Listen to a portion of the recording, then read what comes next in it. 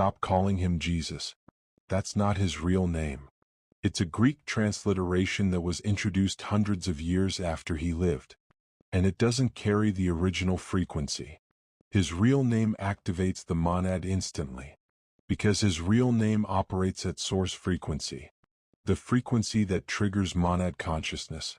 But most people never learn his real name.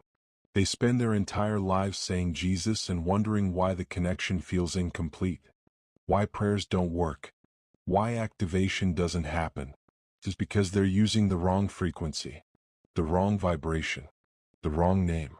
Tonight you're learning his real name, not Jesus, the original Hebrew name that was spoken 2,000 years ago, the name that carries source frequency, the name that activates the monad the moment you say it correctly.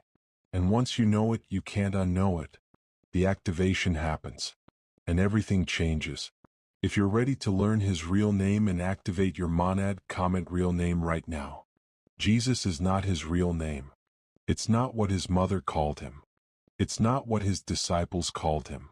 It's not what anyone who knew him actually said. Jesus is a Greek transliteration of a Hebrew name, and that transliteration happened centuries after he died.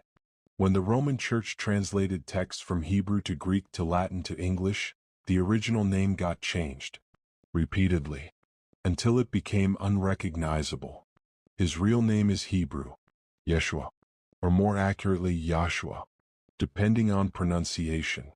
That's what people actually called him. That's the name that was spoken in 1st century Judea. That's the name that carries the original frequency. And when you say Jesus, you're not saying his name. You're saying a Greek approximation of a Hebrew name, filtered through Latin, filtered through English. And every filter removes frequency. Every translation dilutes power. That's not an accident. That's deliberate. Because names aren't just labels. Names are frequencies.